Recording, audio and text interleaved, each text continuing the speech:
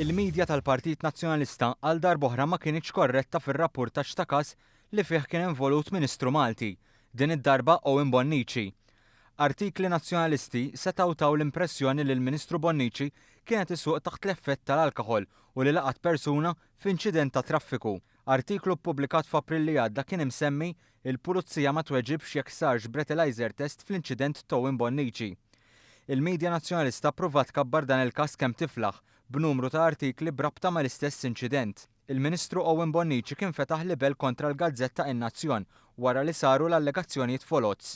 Fil-ħarġa tas-Sibt li għadda, l-editur tal-Gazzetta In-Nazzjon qal li bl-ebda mod ma rid jallega li l-Ministru kienet isuq taħt l-influenza tax-xorb, filwaqt li qal li l-Ministru ma laqat lill-ebda persuna bil-vettura tiegħu.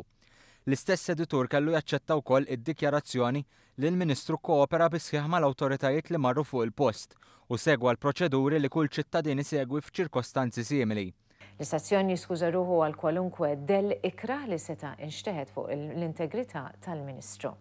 Intant, f'Settembru li għadda, l-istess midja flimkien mad-deputata nazzjonalista Giovanna De Bono irrappurtaw aħbar falsa dwar il-Ministru għal Għawdex Anton Refalo.